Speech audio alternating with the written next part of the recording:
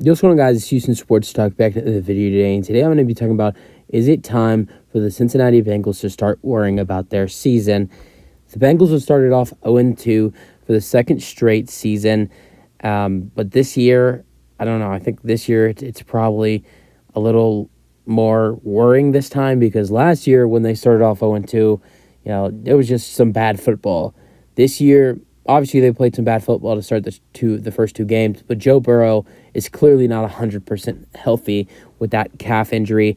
Their defense hasn't looked too great. I'm starting to notice, I think they're missing safety Jesse Bates a little bit, who left them in free agency and went to the Falcons. That's, I think, another big part.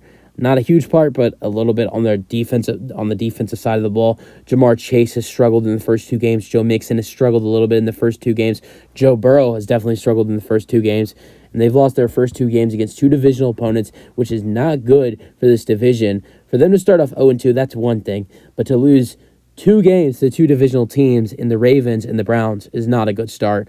And the Bengals need to fix this. And I don't know how people are going to react to this, but I don't know if I see the Bengals winning on Monday night next week against the Los Angeles Rams in the Super Bowl rematch.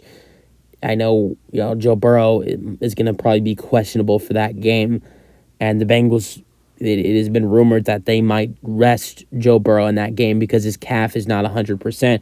And when you don't have a 100% calf injury, when your calf is not 100%, you don't want to have to worry about Aaron Donald coming after you and the rest of those players on that Rams defense.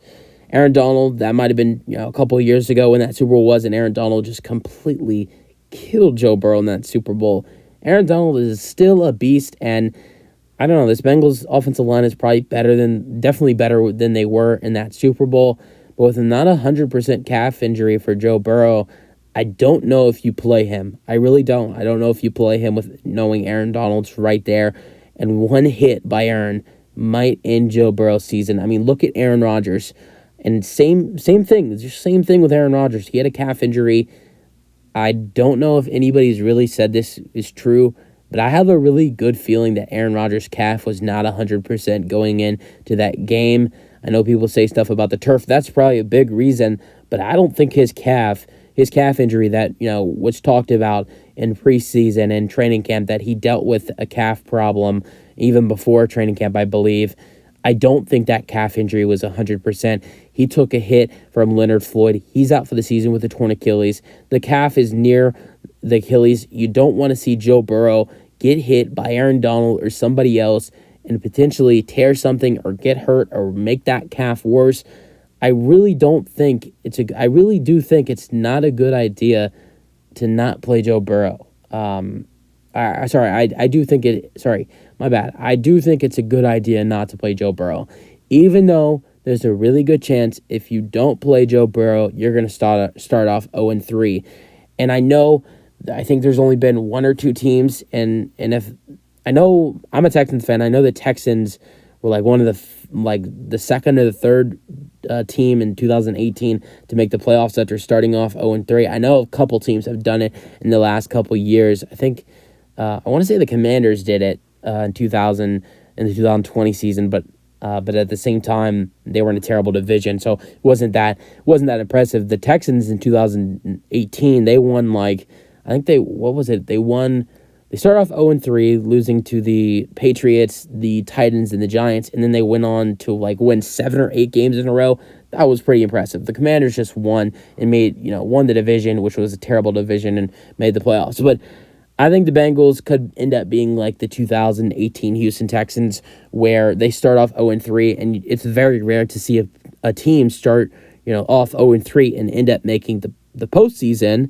And I really do think that you very well could see the Cincinnati Bengals start off 0-3 with or without Joe Burrow against the Los Angeles Rams. They're very underrated. They just almost beat the San Francisco 49ers. They only lost by 7 points to the 49ers, 30-23. Matthew Stafford has looked great in the first two games. I think he's top 5 in passing yards in the first two games. He's been fantastic. He has two really good wide receivers, and Puka Nacua, who's been a very early candidate for Offensive Rookie of the Year. and it's been fantastic with 266 receiving yards in the first two games. Tutu Atwell has been really good in the first two games as well. He's been a very nice target that Stafford likes to throw the ball to.